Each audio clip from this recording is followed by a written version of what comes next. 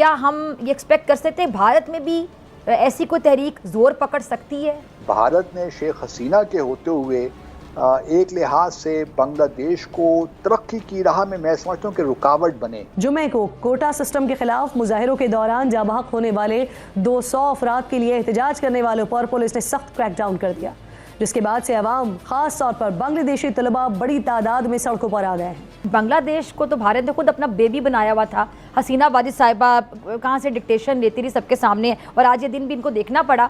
तो मोदी ने तो खुद को, आपको याद होगा कि बांग्लादेश की आज़ादी की लड़ाई में उन्होंने कहा मैंने हिस्सा लिया था। ये इतराफ़ नरेंद्र मोदी खुद कर चुके हैं, आपको पता होगा। अब इतना परेशान हो गया भारत। करेंगे बांग्लादेश की सड़कों, गलियों, मोहल्लों और शाहराहों पर एहतजाज करते इन लाखों तलबा मुजाहिरीन का एक ही मुतालबा है, वज़ीर आज़म शेख हसीना वाजिद इस्तीफ़ा दें। खित्ते की एक बड़ी खबर, हसीना वाजिद अपने मुल्क से फ़रार हो गई हैं। आपको पता है कि 2009 से बांग्लादेश के राज सिंहासन पर बुराजुमान ये 76 साला शेख हसीना जो है इन्हें बिलाखिर मुल्क छोड़ना पड़ा है। कॉलेज के निहत्ते लड़कों की जानिब से कोटा सिस्टम के ख़िलाफ़ आपको पता है तहरीक चल रही थी, जिसने जमहूरी डिक्टेटर हसीना वाजिद का बोरिया बिस्तर आखिरकार गोल कर दिया। शेख हसीना चूँकि डेमोक्रेटिक खातून नहीं थी तो भागकर वहीं गहीं, जिस तरह आपने कहा जहाँ का खमीर था, तो भारत ही उनकी पनाहगाह है। अब देखना यह है कि आगे वो क्या करती हैं।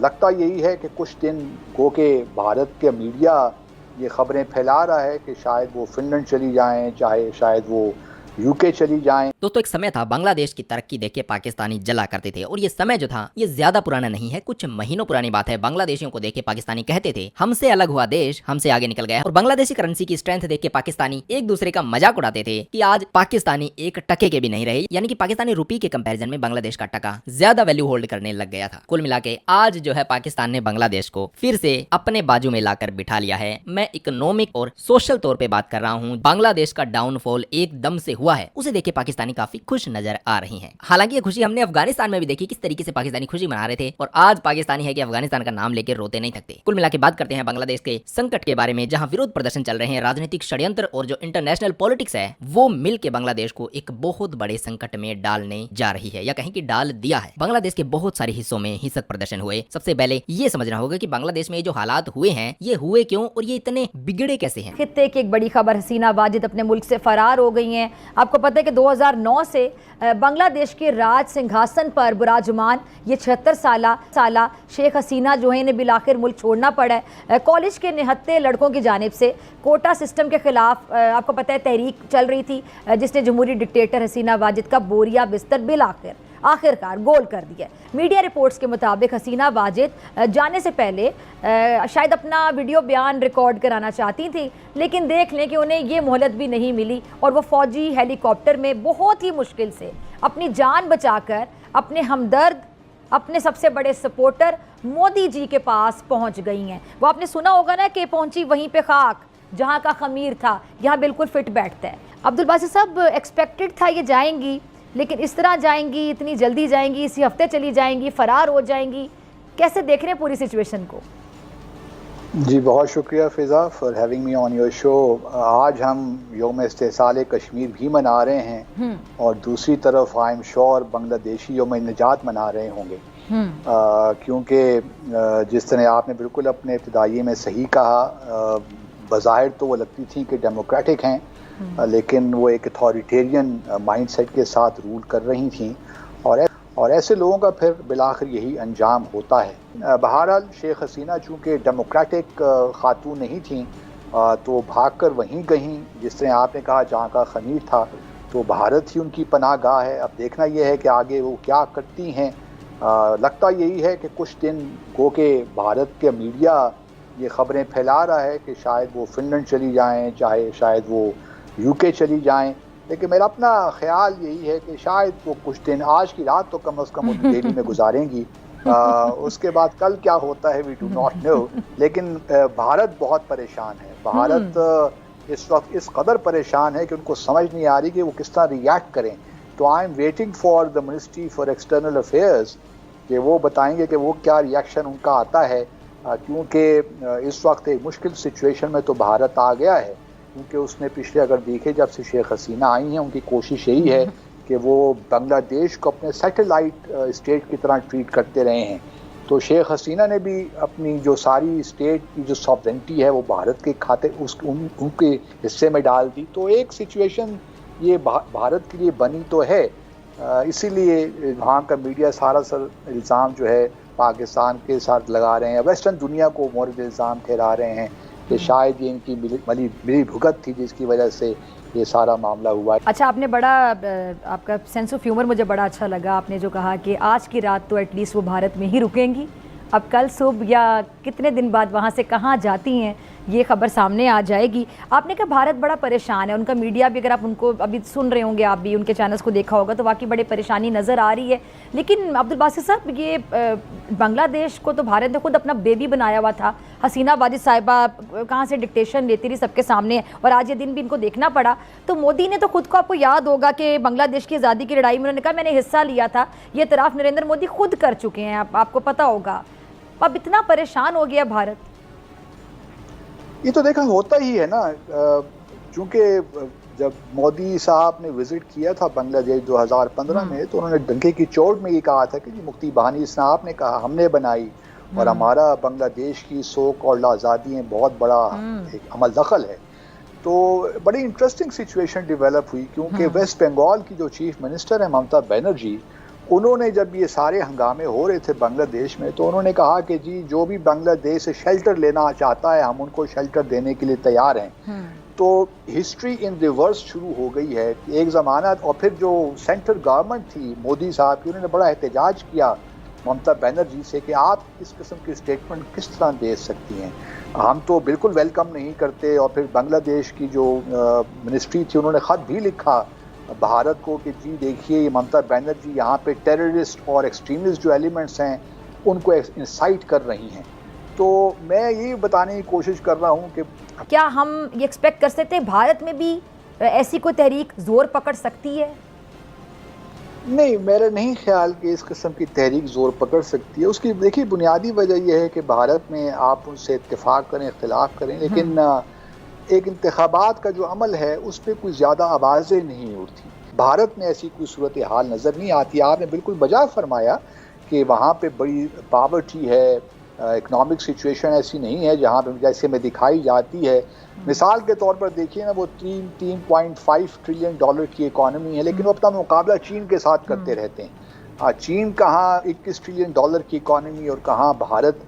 तो ये एक नैरेटिव बिल्ड उन्होंने किया है, और क्योंकि इस वक्त ग्लोबली अगर आप देखिए तो अमेरिका को भारत की ज़रूरत है टू काउंटर चाइना, तो भी एक लिहाज से उनकी स्ट्रेटेजिक पार्टनरशिप भी उनके लिए एक पॉजिटिव रोल प्ले करती है। इकोनॉमिकली डेफिनेटली उन्होंने बहुत कुछ अचीव भी किया है, 7 to 8% ग्रोथ रेट है उनका, लेकिन अभी जो चांद है बहुत दूर है और इतना आसान नहीं है, और उनको भी आगे 30-40 साल चाहिए to catch up with China.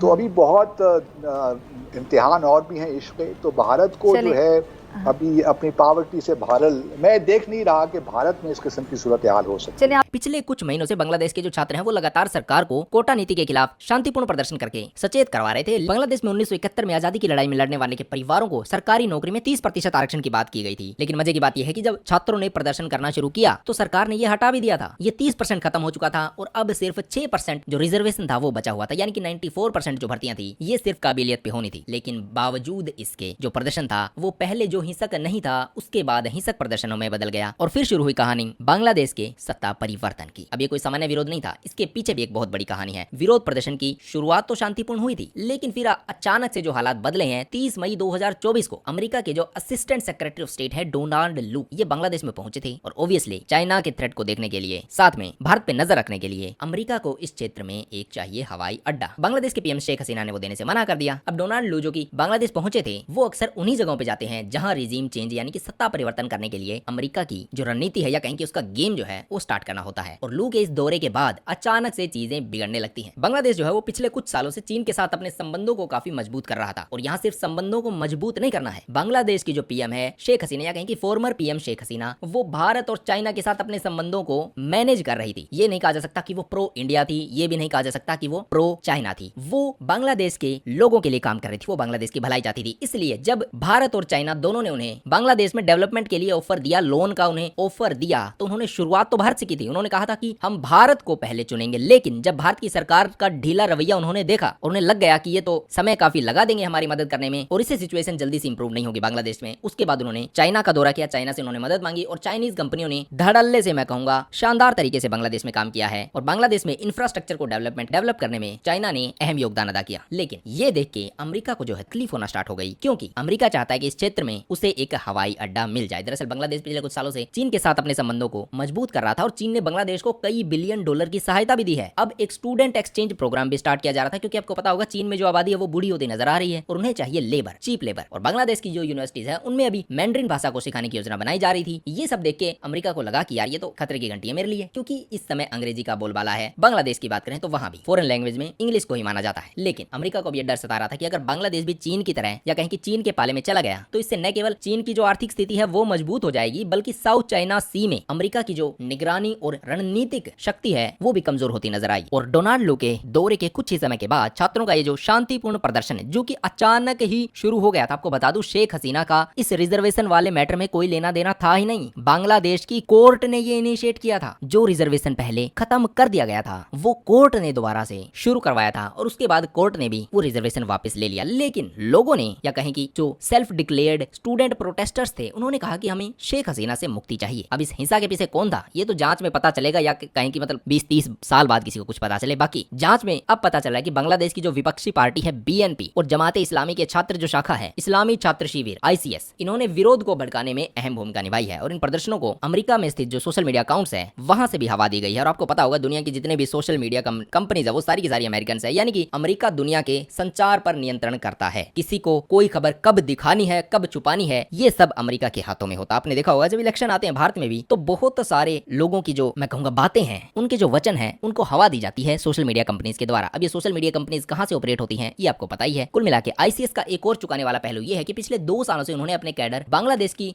Universities में दाखिल करवाए थे और इससे उन्हें छात्रों के बीच अपना प्रभाव बढ़ाने का मौका मिल गया। इन प्रदर्शनों में उन लोगों ने या कहीं कि उन छात्रों ने भी अहम भूमिका निभाई है, क्योंकि शुरुआत में उन्हें ही आगे किया गया है, जिसमें कि सैकड़ों लोगों के मारे जाने की खबर इस समय आ रही है। और इस पूरे खेल की जो पटकथा लिखी गई थी वो लंदन में लिखी गई थी, जहां BNP के कार्यकारी अध्यक्ष तारिक रहमान और पाकिस्तान की खुफिया एजेंसी ISI के अधिकारियों के बीच मुलाकातें हुई है। और ISI का मकसद था शेख हसीना की सरकार को गिराना और BNP को सत्ता में लाना, क्योंकि BNP जो है ये पाकिस्तान की भाषा बोलती है। अब इस पूरे ऑपरेशन की फंडिंग जो है वो चाइना से आई है, जिससे कि पाकिस्तान का सपोर्ट मिला और पाकिस्तान का बेस जो है BNP में या कहीं कि जो बांग्लादेश में रेडिकल्स है वहां पाकिस्तान की काफी पकड़ है। इसी बीच बांग्लादेश की जो स्थिति है वो लगातार बिगड़ती रही और प्रदर्शनकारियों और पुलिस के बीच जो झड़पें हैं वो होती रही और कम से कम 100 लोग तो इस हिंसा में अपनी जान शुरू के ही कुछ दिनों में गवा बैठे। हालात इतने खराब हो गए कि आखिरकार शेख हसीना को अपनी पद से इस्तीफा देना पड़ा। मिलिट्री हेलीकॉप्टर के सहारे देश छोड़कर उन्हें भारत में शरण लेनी पड़ी है। अब वो भारत से कहां जाएगी ये देखने वाली बात होगी, लेकिन अब सवाल यही है कि शेख हसीना के जाने के बाद क्या होगा। बांग्लादेश एक अराजकता की स्थिति में तो आ ही चुका है, अब देश की बागडोर किसके हाथों में होगी ये सवाल सबके सामने आ गया है। कुल मिला के लगता नहीं कि बांग्लादेश का जो स्वर्णिम इतिहास लिखा जा रहा था या कहीं की एक हिस्ट्री क्रिएट कर रहा था बांग्लादेश, इस पूरे रीजन में अगर ग्रोथ की हम स्पीड की बात करें तो भारत को पछाड़ चुका था बांग्लादेश। इतने रैपिड तरीके से वहां के लोगों का लाइफस्टाइल इंप्रूव हो रहा था, वो पॉवर्टी से बाहर आ रहे थे, लेकिन दुर्भाग्यवश बांग्लादेश का भी काम तमाम कर दिया गया है इस समय। अब बांग्लादेश की जो सेना है वो भी इस समय 3 धड़ों में बटी हुई है। एक धड़ा जो है वो भारत का समर्थक है, दूसरा चीन का समर्थक है और तीसरा पाकिस्तान का समर्थक है। अब रिपोर्ट्स के मुताबिक जो पाकिस्तान का समर्थक धड़ा है उसे अमेरिका का भी समर्थन प्राप्त हो गया है और इससे बांग्लादेश की सेना अब एक बड़ी ताकत के रूप में उभर के सामने आ रही है। लेकिन सवाल यह है कि ये ताकत किस दिशा में लेके जाएगी बांग्लादेश को। अब भारत के लिए भी यह स्थिति चिंताजनक है। अगर बांग्लादेश में अस्थिरता बढ़ती है तो इसका सीधा असर भारत के पूर्वोत्तर राज्यों पर पड़ेगा। ISI जो कि पहले से ही आकरन माउंटेन्स में सक्रिय है, अब बांग्लादेश की स्थिति का फायदा उठा के नॉर्थ ईस्ट में और अधिक उथल पुथल पैदा कर सकती है। और यहाँ तक कि ISI का उद्देश्य भारत के नॉर्थ ईस्ट में एक नया फ्रंट खोलना भी हो सकता है, जिससे भारत की सेना को 3-4 अलग अलग जगहों पर बिजी कर दिया जाए। और कश्मीर, लद्दाख और LAC पर आप हरकतें पहले देख चुके हो, अब नॉर्थ ईस्ट में भी सेना को मुझे लगता है कि डिवाइड करने में कामयाब होते नजर आ रहे हैं मुझे भारत की ये विरोधी ताकतें। अब ये सिर्फ एक आंतरिक मामला नहीं रहा है बांग्लादेश का, बल्कि इसके पीछे जियोपॉलिटिक्स है, वो गेम इस समय सबके सामने आ चुका है। अमेरिका जो कि पहले से इस क्षेत्र में अपनी स्थिति मजबूत करने की कोशिश कर रहा था, अब बांग्लादेश के संकट को इस्तेमाल कर सकता है। साउथ चाइना सी में चीन की गतिविधियों पर नजर रखने के लिए बांग्लादेश को एक मोहरा बनाया जा रहा था और अमेरिका को एक मजबूत बेस की जरूरत थी वहां पे। अब बांग्लादेश इसके लिए एक परफेक्ट लोकेशन बन सकता है अगर बांग्लादेश अमेरिका को अपनी जमीन का प्रयोग करने दे सकता है। इससे वो चीन पे नजर रख सकेगा, साथ में भारत पे भी दबाव बनाने में कामयाब हो जाएगा। अब सवाल यह है कि आगे होगा क्या। बांग्लादेश में एक जो अस्थायी सरकार बनने जा रही है जो कि पूरे तरीके से सेना के नियंत्रण में होगी, लेकिन ये अस्थायी सरकार किस दिशा में लेके जाएगी बांग्लादेश को ये कहना मुश्किल है। दूसरी तरफ भारत के लिए ये समय सतर्क रहने का है। हमें देखना होगा कि बांग्लादेश में होने वाली घटनाओं का असर हमारे देश पर क्या हो रहा है। हमें कोशिश यही करनी है कि उनका कोई भी असर भारत पे न पड़े, खास खासकर जो हमारे पूर्वोत्तर राज्य हैं वहाँ पर शांति बनी रहे। यही भारत सरकार का मूल उद्देश्य होने वाला है।